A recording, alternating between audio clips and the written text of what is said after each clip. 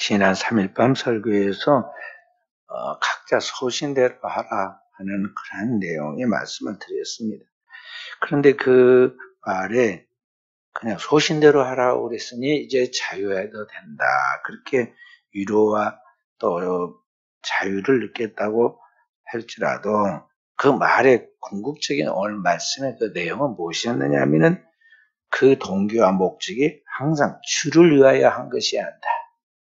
항상 주님을 위한 것이 되어야 한다는 말씀을 그렇게 하였던 것을 알아야 합니다. 우리가 이와 같은 정신적 자세에 서서 분별력을 가지고 하나님 앞에서 바르다고 하면서 끝까지 지키고 나갈 수 있는 믿음과 의지를 갖고 있어야 하는 것입니다. 오늘 우리가 그렇게 해야 할 이유가 뭐냐면요. 이 세상에는 그 자체가 선도 아니고 악도 아닌 중성적인 것들이 너무나 많기 때문에 그러한 것입니다. 다시 말해서 이것이 죄가 될까 안 될까 이런 것들이 모호한 것들이 많다는 것이죠. 그래서 고대 철학 중에 스토아 철학에 그 철학자가 사용한 말 중에 아디아포라라는 말이 나오는데요. 이 아디아포라라는 이 말이 뭐냐면 구별하기 힘든 것 그런 뜻입니다. 아디아포라. 우리말로 하면 애매모호한 것 그런 뜻입니다. 그걸 영어로는 뭐라고 그러냐면 아이러니하다 그렇게 아이러니하다. 이게 정확한 것인지 맞는 것인지 선한 것인지 아니면 잘못되고 틀린 것인지 악한 것인지 이게 애매모호하다는 것이죠. 그러한 것들이 세상에는 많이 있습니다. 그럴 것이 우리가 똑같은 한 폭의 그림을 보고도요. 나중에 본 소감을 이야기하라고 그러면은 여기서부터 저 끝까지 완전히 다릅니다. 이런 이야기도 나오고 저런 이야기 한 폭의 그림 보고도 다양해요. 그 똑같은 이야기를 가지고 이야기를 나중에 피드백으로 이야기 나눌 때 보면 너무나 다른 이야기가 나오는 것을 볼 수가 있습니다. 그래 신앙생활에도 그렇다는 것입니다. 그래서 믿음이 강한 자는 아무것도 아닌데 믿음이 약한 자는 이게 크게 생각이 들고 양심의 가책을 불러오는 일들도 있고 그래요. 그래서 오늘 여기 14절에 보면 무엇인지 속된 것이 없으되 다만 속되이 여기는 그 사람은 속되니라. 그러니까 믿음이 강한 자는 이게 말 하나 앞에 기도하고 먹으면 버릴 것이 없다. 그냥 그렇게 생각하고 속되다 생각 안 하는데 믿음이 약한 사람이 생각할 때는 이건 아닌데 이거 뭔가 꺼림칙한데 하면서 음식 먹는 거 그 하나까지도 걸린 그런 경우가 생긴다는 것이죠.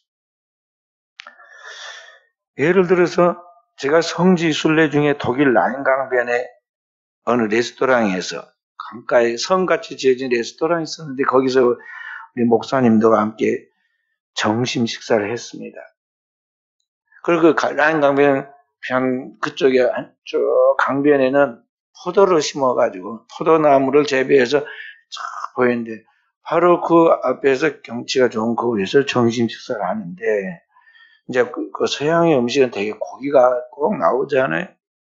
고기를 이렇게 먹고 있는데 그렇게 있는데 거기에 이제 주인이 이 오신 분들이 목사님들이라는 걸 알고 또 그때 가이드로 오신 분이 다른 가이드를 저기 이제 국내에서 보내지 않고 자신이 그 갈릴리 여행사라는 그 여행사의 사장이었던 그 젊은 남자 그 집사님이 그분이 직접 가이드를 했어요. 그러니까 이게 늘 성지순례 코스가 있기 때문에 그 코스에 오는데 사장이 직접 오니까 숙소가 되었든 식당이 되었든 어디든지 얼마나 대우를 잘하겠어요. 그러니까 거기 그날 이렇게 이제 고기를 먹었는데 그 주인이 직접 나와가지고 거기 우리가 목사님들 식사하는데 뭘 따라가지고 하얀 뭘 따라가지고 맑은 것을 따라가지고 저요 이렇게 조그만 잔으로 따라줘.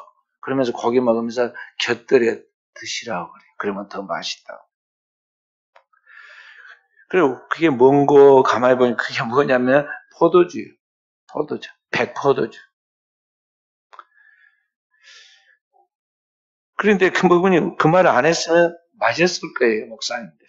근데 그분이 이제 들으면서 이게 이 강변에서 나온 포도인데 백포도주입니다. 맛이 좋습니다. 그랬어요.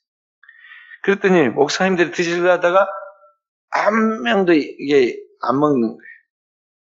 거기에 그 포도주라고 그러니까. 사실 우리는 포도 많이 먹잖아요. 포도 좋아하고 포도 많이. 우리 유은이도 그 큰 청포도 포도 씨가 없다고 그걸 맛있다 먹더라고. 나는 씨가 없는 것은 별로 맛이 없어서 나는 그 포도 안 좋아하는데 맛있다고 자기는 너무 이거 좋아한다. 그래서 어린 아이가 먹어요. 우리 포도 좋아하잖아요. 근데 이게 이 포도가 발효를 해가지고 이제 즙이 더 나가서 이제 술이 되면은 이게 이제 술로 그렇게 평가를 받잖아요. 그러니까 이제 목사님들이 이게 음식으로서 소화제로 여기에 육고기를 먹을 때는 반드시 이렇게 포도주를 곁들여야 소화가 된다. 그 생각하고 먹는 게 아니라 이게 술을 내가 먹는데 하니까 딱 경직돼가지고 목사님들이 저를 믿어버려요. 아니 주인은 지금 큰 맘 먹고 서비스로 지금 이렇게 비싼 그 백포도주를 따라주는데 아무도 안 잡았어. 그래서 그때 이제 그 경건하신 목사님이 다 회갑 기념으로 친구들끼리 모여서 서울에 계신 목사님들 오시고 이제 저는 그때 30살 이제 막 넘어서 이제 제일 젊은 목사가 거기에 끼게 된 거거든요. 그 가이드 하신 집사님도 아주 젊으십니다. 그분은 앞에서 가이드하고 나는 뒤에서 이렇게 그 가신 분들 뒤떨어질까 싶어서 늘 챙겨가지고 이렇게 모시고 갔는데 그러니까 아무도 안 먹으니까 입장이 참 곤란했어요. 그래서 내가 그 집사님하고 둘이는 우리는 먹읍시다 그래가지고 이제 맛을 딱 봤어요. 그랬더니 맛이 참 좋아요. 술 같지 않고 아주 좋아. 아, 그 서양 사람들이 이렇게 먹는구나. 자, 그런데 이게 만약에 이게 문제로 삼고 이게 술을 먹었다 이게 한 걸로 잡으면 어떻게 되겠어요? 이게 시험에 들 일이죠. 실제로 우리 교단에 청이장 술만 나오신 분이 몇 분 계셨는데 한 분이 유력한 분이 나왔는데 뭐가 나왔는데 주변에서 태클을 걸었어요. 왜냐하면 당신 술을 먹었지 않았느냐. 그래서 무슨 술을 먹었는고 그게 나와요. 다 저기 필리핀으로 이제 거기 간 선교 갔다가 거기에서 골프를 쳤어요. 쉬는 그 시간에 골프를 썼는데 골프를 치고 거기 뭐 음료수를 갖고 와라 그랬더니 음료수가 없어. 그게 냉동시켜 놓은 것이 뭐가 있었냐? 맥주가 있었는가 봐요. 맥주. 그래가지고는 그 맥주를 그냥 우리 시원하게 한 모금 이게 그냥 먹자. 그래 먹었는가 봐요. 저는 본 적이 없으니까 모르죠. 그 말만 들었어요. 근데 그걸 또 누가 찍었는가? 근데 자기들끼리 먹고 찍은 걸 딱 내놓고는 이 사람은 술을 먹었다. 그래 그분 총회장 출마 나왔다가 거둬들였어요. 이거 시비를 걸린다면 이게 다 시비거리죠. 시험에 들 것이. 성경에 보면 사도 바울이 그의 후계자인 디모데에게 너는 전심전력하여 너희 짐을 모든 사람에게 알게 하고 여기 내 연수함을 업신여기지 못하도록 너희 짐을 모든 사람이 알 수 있도록 그렇게 하나님 앞에 최선을 다하라고 그렇게 말씀하신 그 사도 바울이 디모데에게 뭐라고 뒤에서 이야기를 하느냐면 야 디모데서 5장 23절 그 말이 나옵니다. 너 자꾸 소화가 안 돼가지고 자주 나는 비위로 인하여 그러니까 이 위장병으로 인하여 포도주를 조금씩 써라. 그 포도주를 먹으라. 소화가 안 되니까 자꾸 이게 이 위장병이 생겨가지고 배탈이 났다고 자꾸 그런 이야기를 하니까 이게 안 되겠다. 이게 소화를 시키기 위해서는 포도주를 좀 먹어라. 권장을 해요. 이걸 관점에 따라서 이게 약이 될 수도 있고 자칫하면 그게 이제 독이 돼서 올무가 될 수도 있는 것이죠. 그런 일이 많이 있다는 것이죠. 살아가면서. 여기 믿음이 강한 자는 아무것도 아니지만 믿음이 약한 자에게는 그게 양심의 가치를 불릴 수 있고 더 악한 마음으로 상대를 공격하려고 하는 사람 앞에서는 그게 큰 흠이 돼가지고 나중에 앞길에 장애를 가져올 수가 있다는 것이죠. 저희 어렸을 때는요, 시골에 이렇게 논밭에 이렇게 보면은 들판에가 삼배 만드는 그 마가 심어졌어요. 쭉쭉 마가 심어졌습니다. 그때는 뭐냐면은 그것을 비워가지고 이제 그걸 벗겨냅니다. 마를 삶아가지고 벗겨내. 그 벗겨내서 대 하나 벗겨내는데 얼마씩 아니 벗겨낸 것에 대한 그 대를 세가지고 돈을 줍니다. 그 돈이 된다고 아주 동네 사람들이 다 그거 가서 달라붙어 가지고 그걸 벗겨냈어요. 근데 그게 뭐냐? 그게 나중에 알고 보니까 대마초야, 대마초. 어쩐지 그쪽에 우리가 지나가면요, 뭔가 좀 어질어질하고 이상하더라고요. 우리 어려서 학교 다닐 때 그리 지나가잖아요. 그러면은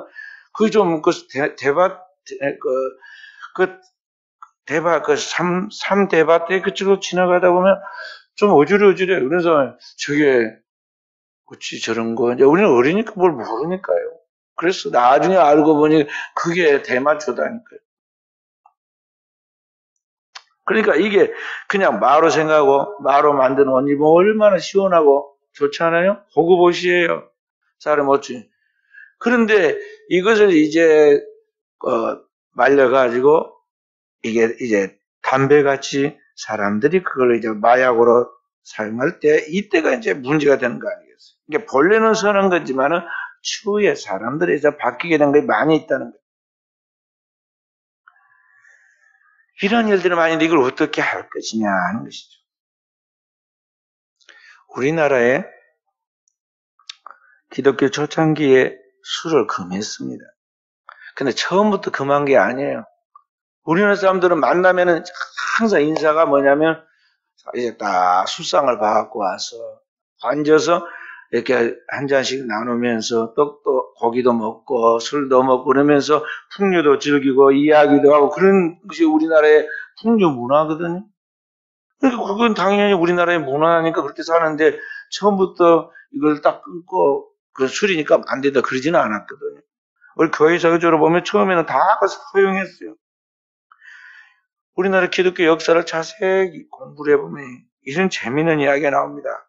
뭐냐면은 이하 여자대학교 자리에서 옛날에 대학교가 생기기 전 이야기요. 장정승이라는 분의 그 되게 사랑방에서 사경회를 시작합니다. 이제 교회가 시작되는 거예요. 사랑방에서 다 교회가 있는 시작됐어요.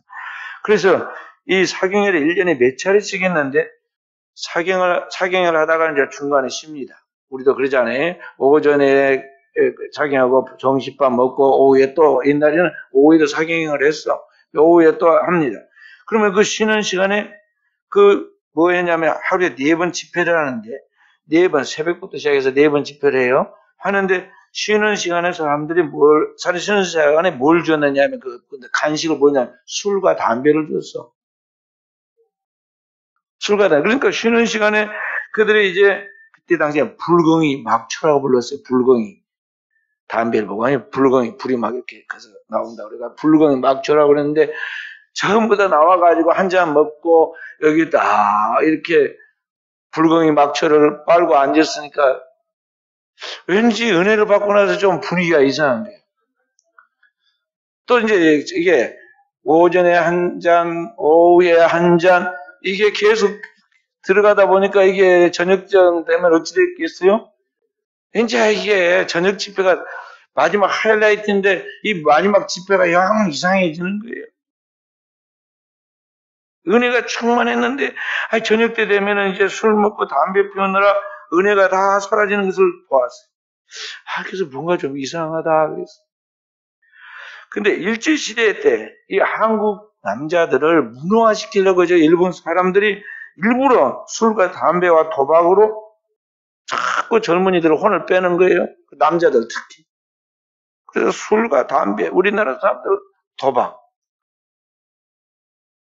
옛날에 뭐라고 하냐, 그걸 노름이라고 그래서 노름.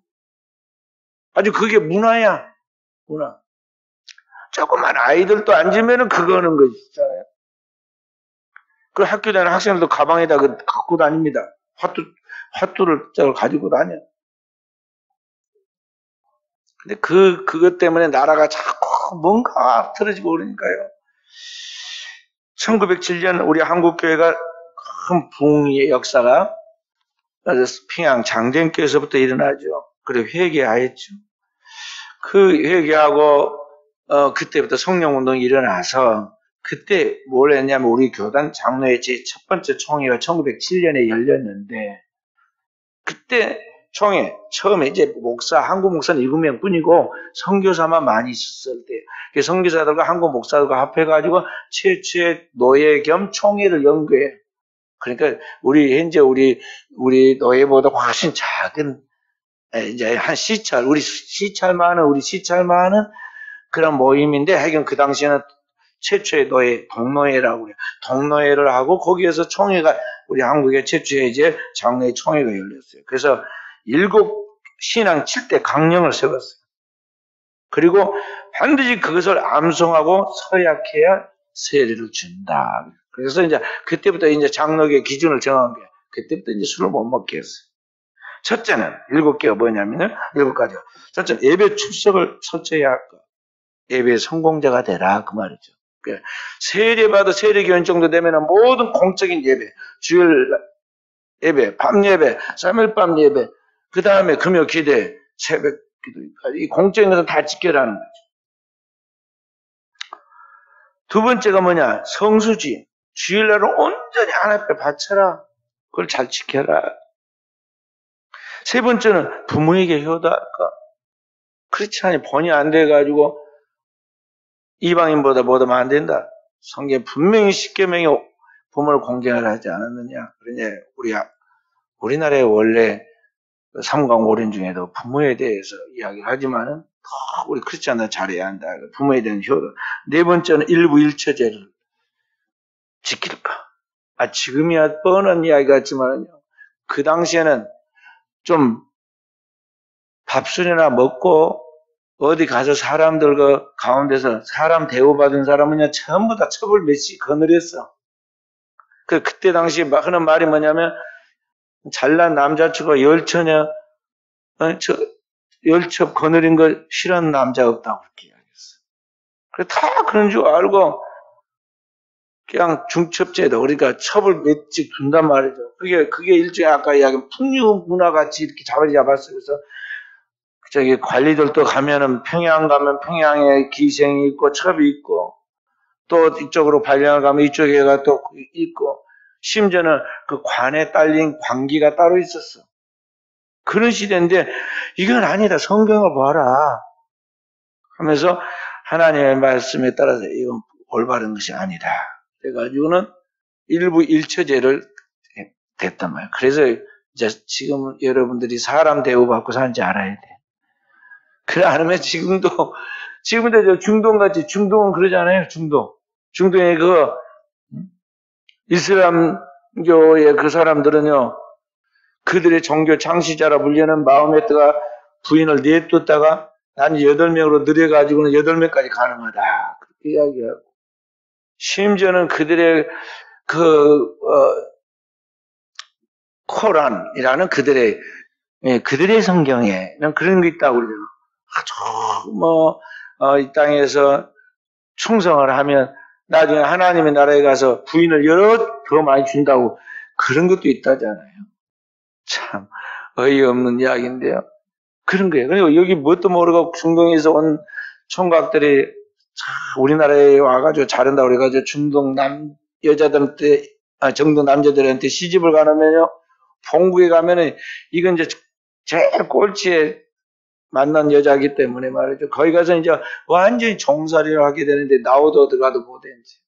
그런 고통받는 사람들이 많이 있어요. 그 나라에 가면 그 나라의 법을 따라야 하니까 함부로 데리고 오지도 못해. 자, 우리나라도 그런 적이 있었다는 거죠. 그래, 넷째는 그거였다. 일부 일처제를 지킬 것. 다섯째는 뭐냐? 인가 기도할 것. 여섯째는 근면 성실할 것. 일곱째가 뭐냐? 금주 금연할 것. 술과 담배를 금해한다. 그 다음에 몇 년 뒤인 1914년에는 담배를 피우는 자는 절대로 장로로 세우지 않는다는 원칙을 공고했어요. 그래도 담배를 피우는 사람이 있었단 말이죠. 그러니까는 담배 피우는 사람은 교회에서 그래도 장로 정도 되면 본인이 하는데 장로가 담배를 피운다, 그건 안 되지 않느냐. 그러니까 담배를 못 피게 했어요. 술은 이제 말할 것도 없고 담배도 못 피게 했단 말이에요. 우리나라가 그렇게 경건하게 말씀대로 살려고 애를 썼던 그런 최초의 우리 한국교회가 있어요. 그러니까 한국교회가 그냥 일본의 압박 속에서도 그런 신사참배의 위협 속에서도 신앙을 지키고 그리고 오늘의 교회가 된 것이 아니에요. 다 이런 뿌리가 하나님 앞에서 말씀의 근간 신앙의 훈련이 되어져서 그 어둠의 세력들을 이기고 나갔다는 것이죠. 그래서 오늘 우리가 이 술에 대하여 금주시킨다는 것은 우리의 시대적 상황에서 대단히 권장해야 할 오늘의 덕목이라고 볼 수가 있습니다. 왜냐하면 술로 인하여 벌어진 일이 너무나 많이 지금 있기 때문에 그러한 것입니다. 그래서 이 술이 악의 원상이 되고 있어요. 우리나라에 보면은 이 술로 인해서 온갖 사건들이 벌어지고 있는데 우리나라에서 1년에 먹는 그 술이 얼마나 많던지요. 음주량이 세계 1위예요. 제가 외국에 다녀본 바 술을 먹어갖고 8시 이후에 막 흉천글 다른 나라는 거의 없어. 선진국에는 하나도 없고 그런 나라가 거의 없어. 아직 물건도 안 팝니다. 백화점도 다 문을 닫아버려. 8시만 되면. 그렇게 열심히 막 서비스를 하고 팔다가도 딱 8시 되면 팔고 저도 가야 합니다. 아니 단체 손님이 왔는데 팔고 보내도 될 건데 8시가 돼서 저희도 또 퇴근하면 자기들 자유 시간이고 자기 가정으로 돌아가야 할 시간인데 지금 안 된다는 거죠. 바바라 톰슨이라는 사람이 있어. 한 잔 술로 죽어가다라는 책이 있는데 그 책에 보면 방화 사건의 80%, 폭력 사건의 60%, 자살 사건의 30%가 술로 인한 것이라는 통계를 내놨어요. 그런데 우리나라는 그 술을 얼마나 많이 먹는지 세계 1위라는 거죠. 거기에 술에 따라서 자동차 사고도 세계 1위가 되었어요. 그래서 음주운전으로, 마약으로, 요새 우리나라 사람들이 술도 넘어서가지고 마약을 먹고 자동차를 몰잖아요. 전 국민의 한 해 예산의 6분의 1이 술값이야. 그러니까 얼마나 많이 술을 먹는지 알겠죠? 술병을 딱 늘여놓으면, 우리나라 사람들이 술 먹는 술병을 늘여놓으면, 저 달나라에 갔다가 왔다가 다시 갈 만큼의 술을 먹어댈게요. 얼마나 먼 거리인지 아세요, 그 거리가? 그렇게 술을 먹는데.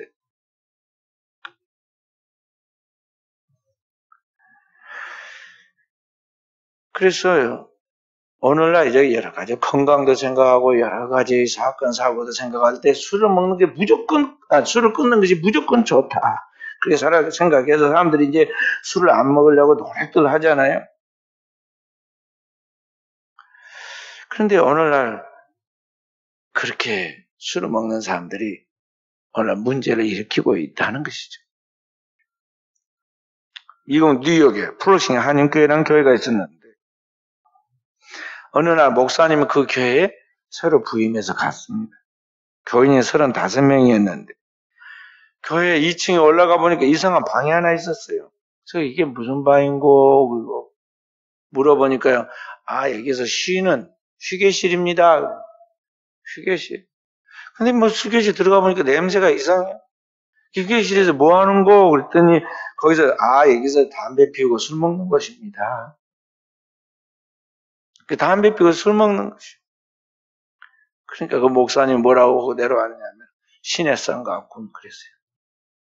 시내산에 모세는 산에 올라가서 기도하는데 산 아래에서는 금송아지 놓고 술 먹고 춤추고 난리 쳤잖아요.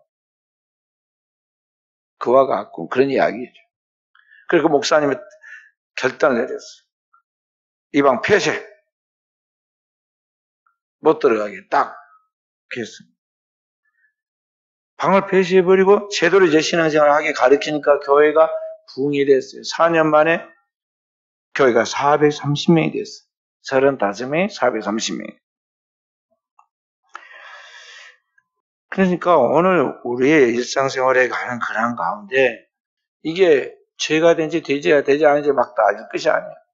걸핏하면 우리 남성교회원들이 자기 마음에 어떤 꺼림증이 있으니까 합류하기 위해서 저한테 물어봅니다.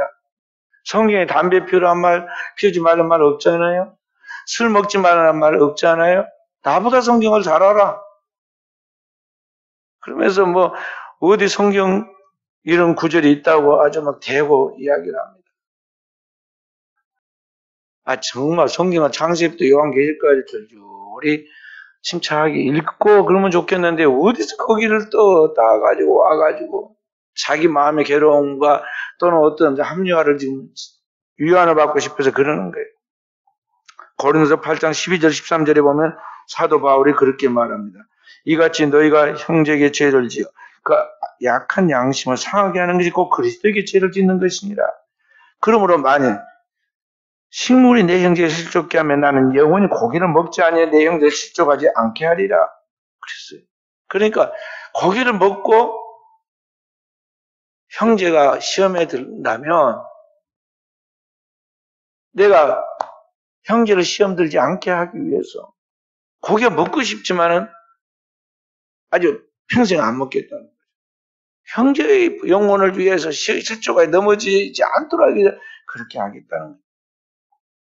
그러니까 오늘 우리가 신앙생활에 나가면서 이것이 내가 옳다고 생각하고 바르다고 생각하고 그럴지라도 주변에 시험에 들 사람, 그걸로 인해 실족해서는 그것 때문에 상처받을 사람이 있다면 내 자신을 포기하고 양보하고 절제할 수 있어야 한다. 그러면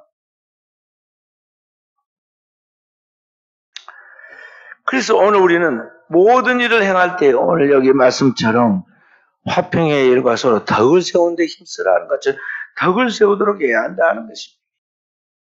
덕을 세워라. 왜 꼭 이렇게 덕을 세워야 하느냐? 혼자 사는 게 아니야. 우리가 무인도에 혼자 사는 게 아니라 나는 자연이다. 그런 MBN 프로그램에 자연처럼 무인도에 가 혼자 살거나 저 깊은 고도의 산속에 혼자 사는 게 아니에요. 우리는 대다수는 다 더불어 살아가는데 내가 옳다, 내가 바르다 그렇게 생각해가지고 나에게 뭐 고도를 맞춰서는 안 된다는 거예요. 사람마다 살아가는 사람의 태어난 배경과 문화와 습관이 다르고 생각이 달라요. 인도 사람들은 뭘 먹나요? 음식에 꼭 향료를 써. 그 중에 제일 많이 인도 사람 먹는 게 카레예요. 그 카레가 인도에서 온 거예요. 이 양고기를 먹고 양고기가 냄새가 나요. 그런데 그런 것들을 이게 이제 감춰주는 거예요. 그 다음에 숟가락으로 먹나요? 손가락으로 먹어요. 손가락 3개로 먹습니다. 이 손으로 뭘 별걸 다 해. 꼭 이걸로 먹어. 그거 같으면 그렇게 먹어야지. 그들의 문화야. 저도 아침밥 먹을 때 떡을 먹거나 뭘 먹었는데 그런 걸 먹었는데 폼나게 젓가락으로 먹다가 이빨 많이 깨졌어요. 최근에도 그랬어. 신문 보느라 젓가락으로 먹고 젓가락을 뺀 줄 알았더니 꽉 씹어가지고 이빨이 자각 보면서 아파가지고 얼마나 그런지 몰라요. 차라리 손가락을 확 깨물으면 아프니까 얼른 멈출 건데 젓가락이라 감각을 못 해가지고 세게 씹었단 말이죠. 그 인도 사람들 손가락으로 이렇게 집어먹어. 그래서 저도 손가락으로 요새 또 다시 손가락으로 지금 떡을 먹을 때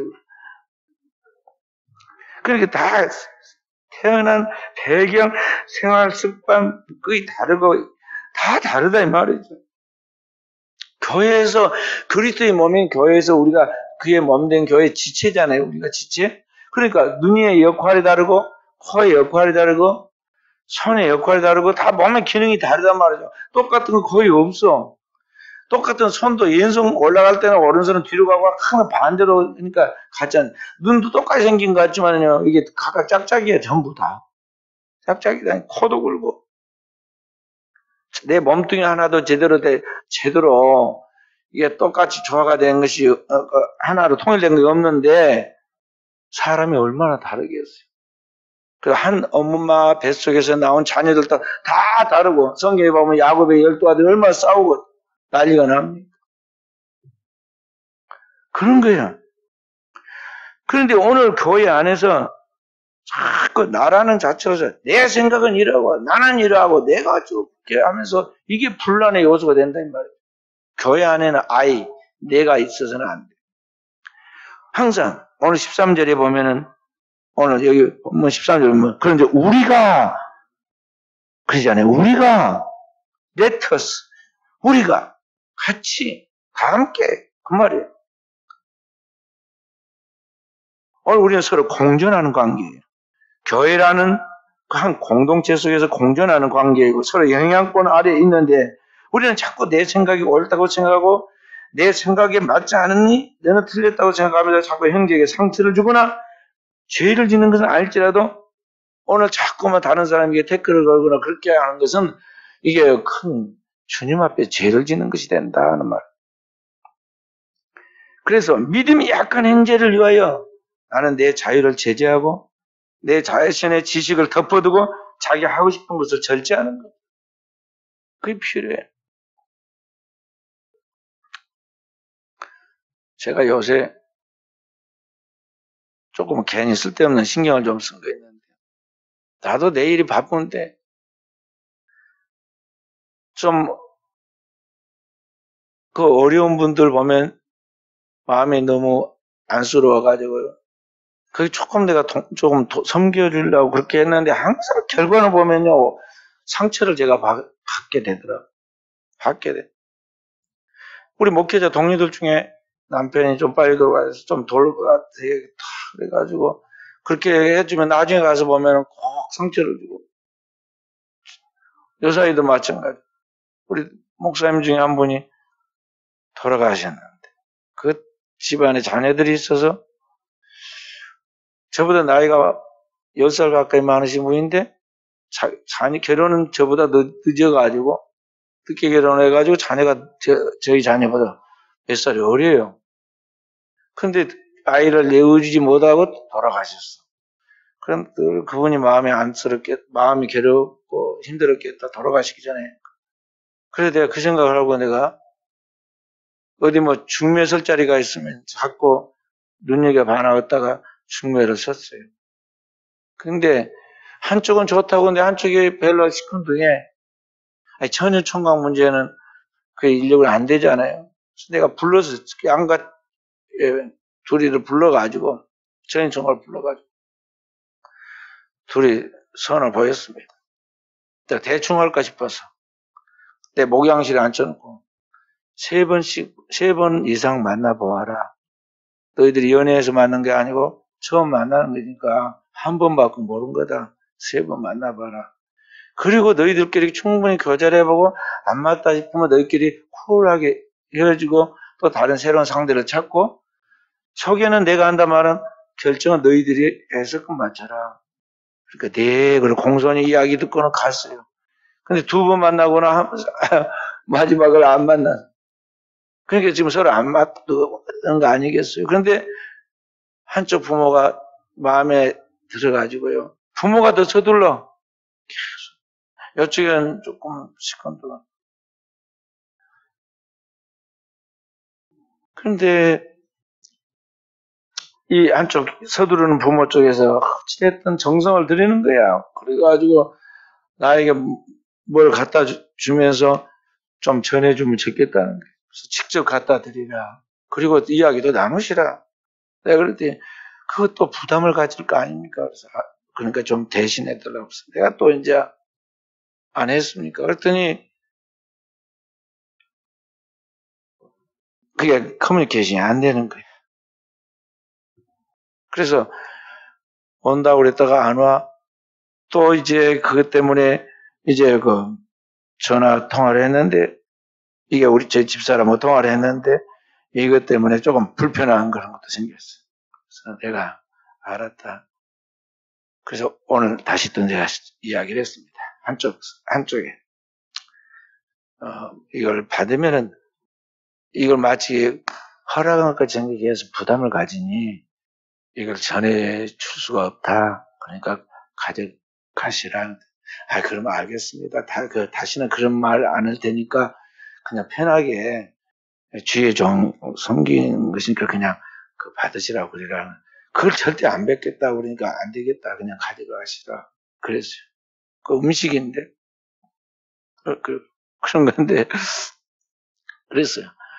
근데 제 집사람은 또 확실하잖아요. 뭐가 그러냐면 자꾸 저쪽에서 불편한 이야기를 하니까 그러지 말고 그쪽에 두 분 와가지고 만나가지고 예수냐 너냐를 분명하게 이야기해라.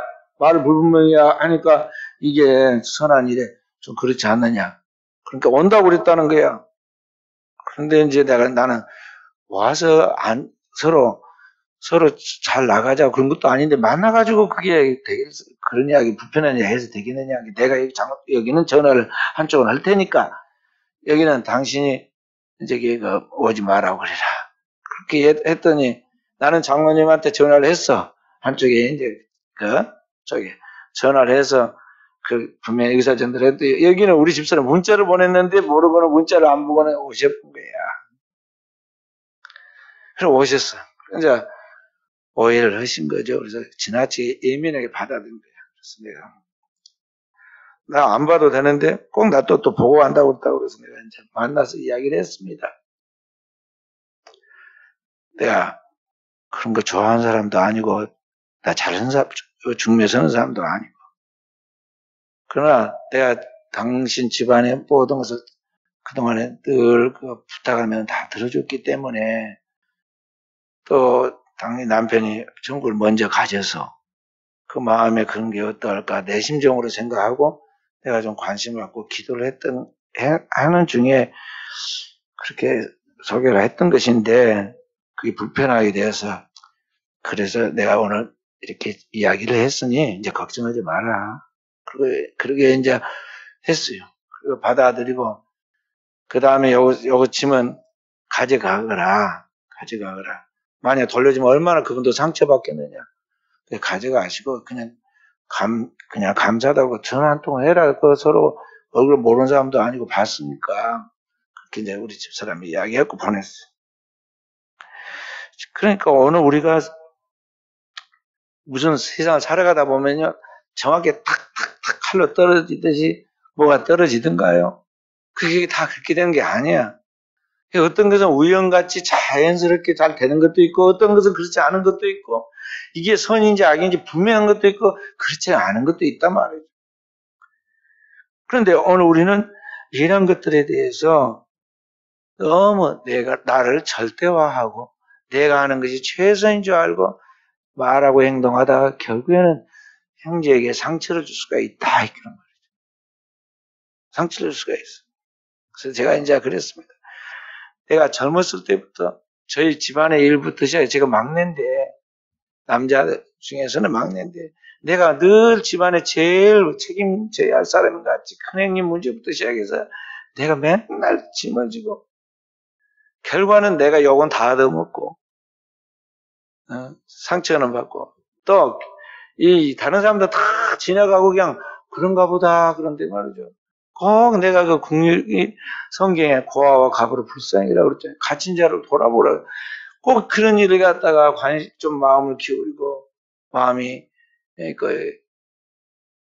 힘드니까 도와주려고 그랬다가 나중에 오면 꼭 마음에 좀 상처를 받고 그래요.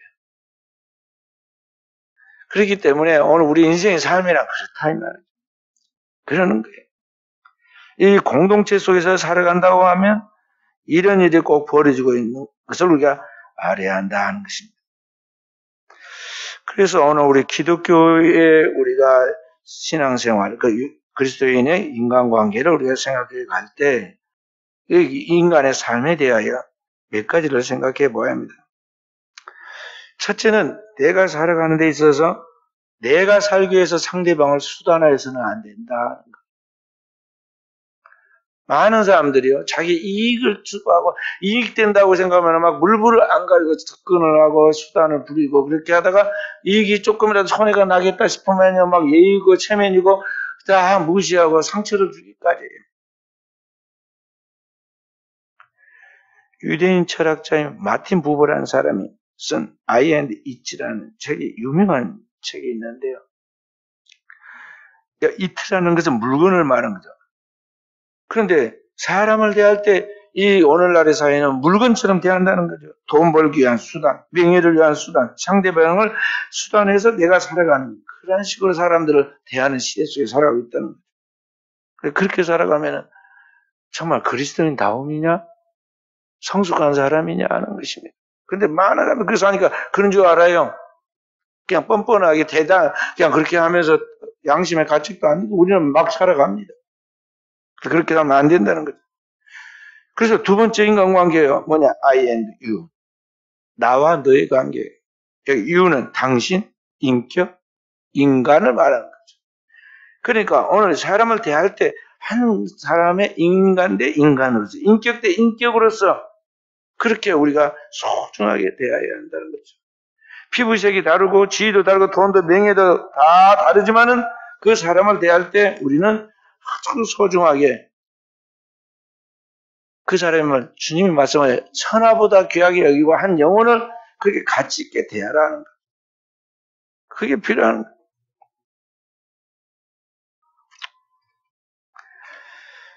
그런데 오늘날 실제로 그렇게 하느냐는 그렇게 살아가면요 꼭 사람을 존중하고 예의를 가지고 선하게 대하면요 만만하게 생각하고 심지어는 그걸 악용하고 그 사람은 언제나 바보 취급을 해서 뒤에다가 놔둡니다. 그리고 큰 소리 치고 고함 지르고 뭔가 자기한테다가 막 뭐 이권을 안 주면 손을 끼칠 것 같은 사람 앞에서는 도리어 조심하라고 그 앞에 떡을 하나 더 주고 그 앞에 그냥 조금 불법이라도 그 사람 말을 들어줍니다. 현대 사회가 그래요. 하나님께서 그래서 안 된다. 모든 사람을 대 인간 대 인간으로 더 낮아 하나님 형상으로서 그렇게 대한다. 근데 그보다 더 나은 세 번째 인간관계가 뭐냐? 오늘 인간관계를 대할 때 오늘 15절에 그리스도께서 대신 죽으신 형제로 대하라는 거죠. 그러니까 사람을 어떻게 대하느냐? 주님 대하라는 거예요. 승격시켜서 그리스도의 형상으로서 주님 대하듯 대하라는 거예요. 주님께서 이 사람을 위하여 죽으신 소중한 천하보다 그냥 가치 있는 존재인 주님이시다. 그렇게 생각하면서 대하라는 거죠.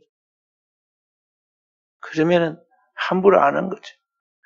가난하다고, 못났다고, 배운 것 없다고 그 사람을 함부로 대하지 않는다는 거죠.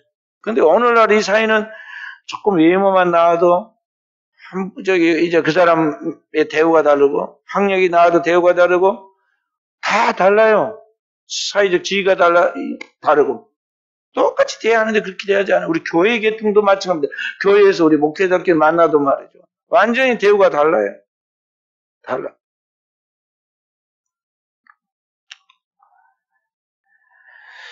그래서 오늘 우리는 항상 사람을 대할 때 정말 이 사람을 대할 때 그 사람을 보면서 이 사람을 위하여 그리스도가 죽으신 그런 귀한 사람에 대해서 대하고 존중하되 이 사람에게 장점이 뭔지 그의 가능성이 무엇인지 그에게 칭찬할 것이 무엇인가 자꾸 비판할 것 찾지 말고 칭찬할 것을 자기가 진심으로 존중해서 대해줘라 그런 말. TV 단역 배우주로 시작했더니 헌트라는 사람이 있는데요. 이 헌트가 배우로 나가서 거기서 활동하려고 오디션에 나갔을 때마다 떨어졌어요. 단역 배우였는데 좀 비중 있는 배우를 가려고 좀 괜찮은 데로 가서 그 배우 오디션을 보면요 다 떨어졌어요. 그래서 나는 내가 혼자 꿈만 가지고 있었지 실제로 나에게는 그런 자질은 없구나 그렇게 생각을 하고 마음으로 이제 포기를 했습니다. 그래서 배우기를 포기하고 쓰라린 가슴을 안고 에이 배나 채우자. 속이 상하니까 잘 먹어야겠다. 그러고는 시장을 보러 갔어요. 장을 보러 갔는데 그때 그 시장에서 쭈그리고 앉아 상품을 지니는 한 직원이 그 사람을 알아보고 그녀를 알아보고는 당신 TV에서 보았는데 진짜 당신 재능이 있더라. 놀라운 재능을 타고났더라. 그랬어요. 시장에서 한 사람이 쭈그리고 앉아 지내라던 그 직원이 이 사람을 TV에서 단역 배우니까 스치면서 지나간 건데 그걸 보고는 감탄했다는 거야. 그리고는 이 시장 보러 온 사람을 알아보고는 이야기했어. 그 한마디가 이 사람의 인생을 바꿔놨어요. 그 말이 용기를 얻고 다시 연기에 도전했습니다. 그래 결국엔 나중에 파이오니아 우먼이라는 드라마 오디션에 합격해요. 그 후부터는 이제 승승가도로 달려가지고 유명한 영화 트위스트, What Women Want. 우리는 무엇을 원하는가? 아주 TV 우리나라에도 방영했습니다. 그 다음 캐스트웨이라는 영화. 그게 주인공이 돼요. 다수 작품에 출연한 세계적인 배우가 돼서 자리를 굳힌 헬렌 헌트라는 사람의 이야기. 그러니까 한 사람의 무명인의 그 칭찬이 그걸 세계적인 배우로 만들어가는 계기가 됐다는 것이죠. 그러니까 오늘 우리가 세상을 살아가면서요, 말 한마디가 운명을 바꿔놔. 우리 잘 아는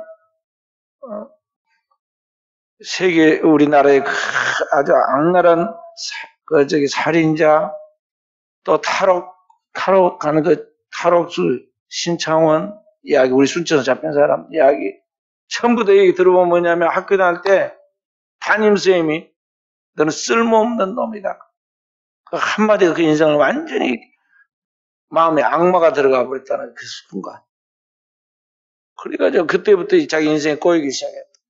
그런 고백들을 실제로 했습니다. 그래서 그 기록을 남겨놨어요. 우리들이 주변에서 우리의 믿음에 살리는 축복의 말 한마디 한마디가 얼마나 소중하고 중요한 걸 알아야 한다는 것이죠. 그렇게 해서 오늘 우리의 신앙인의 삶은 어디에 가느냐? 아까 여기 19절에 와서 화평의 일과 덕을 세우는 데 힘쓰라. 17절에 뭐라고 그랬느냐? 하나님의 나라는 먹는 것과 마시는 것이 아니고 오직 성령 안에 있는 의와 평강과 희락이라.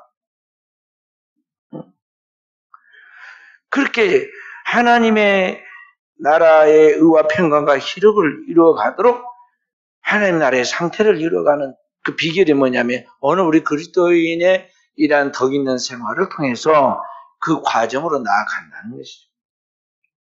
그러니까 하나님의 나라는 물질적인 것이 아니라 하나님의 나라는 의와 평강과 희락과 같은 영적이고 정신적이고 심리적인 완전한 상태를 만들어가는 것인데 이런 마음의 천국은 하나님의 성령 안에서 우리가 믿음으로 행하는 그러한 가운데 우리에게 주어지는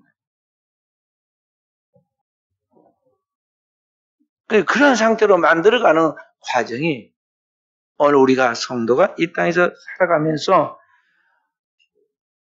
우리가 할 수 있는 모든 것을 다 동원해서 하나님의 기뻐하시는 그러한 삶, 덕 있는 삶을 만들어 가려고 할 때 이런 하나님 나라의 평강이 조화 있게 이루어진다는 것입니다. 그래서 오늘 하나님의 백성들은 이러한 성령 안에서 믿음으로 이와 같은 하나님의 나라가 이루어질 때까지 최선을 다해야 돼요. 현재는 저나 여러분이 다 불완전한 사람들이야. 그리고 하나님 나라에 갈 때까지도 완전하여 하나님의 그 경지에 도달할 사람은 아무도 없어. 우리는 다 불완전한 존재가 이 땅에 살아가고 있다는 것을 명심해야 한다는 거죠. 불완전한 존재. 완전한 사람은 한 사람도 없어. 그래서 성경 뭐라고 그랬어요? 의인은 없나지 하나도 없도다. 모든 사람은 다 죄를 범하여 하나님의 영광에 이르지 못한다. 우리가 이방인이나 헬라인은 다 죄 아래에 있다. 그럼 어떻게 우리가 구원을 받느냐?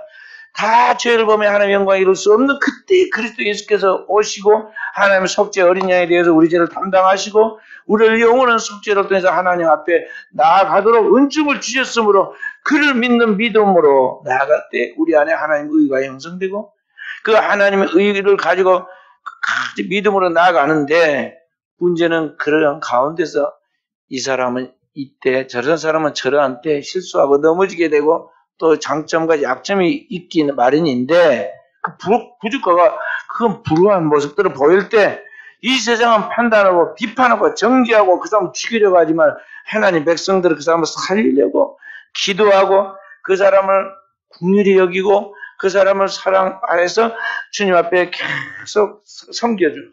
이것이 필요하다. 어디까지? 그 안에서 하나님의 나라가 이루어지는 역사가 나타날 때까지 내 안에 하나님 나라의 상태인 의와 평강이 이루어지고 그 사람 속에 하나님의 나라의 상태인 의와 평강이 이루어질 때까지 오늘 그렇게 나아가야 한다는 것이죠. 세상은 이 땅에 평화가 있는 줄 알고 막 전쟁을 통해 나라를 빼앗고 국권을 다 튼튼하게 해서 만리장성을 쌓지만은 거기에 평화가 있느냐? 만리장성 쌓아놓은 그것도 허물어지고 또 전쟁이 일어나고 팍스 로마나 로마의 평화로 만드는 그 로마도 멸망하고 때로 새로운 제국이 생깁니다. 오늘 우리는 이러한 눈에 보이는 현상 세계에 인간이 인적으로 일시적으로 만들어낼 수 있는 그런 평강, 그런 나라가 아니라 하나님이 통치하는 그의 성령으로 우리 가운데서 통치하는 그 세계가 이루어지도록 우리는 믿음으로 오늘 우리 하나님 앞에서 우리에게 주어진 역할을 최선을 다해야 한다는 것이죠. 그렇게 해서 하나님의 나라가 우리 안에 이루어질 때 천국은 여기 있다 저기 있다 못하는 너희 가운데 있느냐라는 말씀처럼 바로 이 교회 공동체가 성도가 머무르는 가정의 그 가정 공동체가 그리고 우리가 머물고 있는 이 지역 공동체가 하나님의 나라가 이루어지는 역사가 나타나게 된다. 그래서 오늘 또 기억해서 오늘 또 우리 사랑하는 귀한 종들에 껴있어 이란 믿음을 지키고 우리에게 주시는 하나님의 은혜를 간직하고 나아가는 행동하는 크리스찬들이 되어지기를 주님의 이름으로 축원드립니다.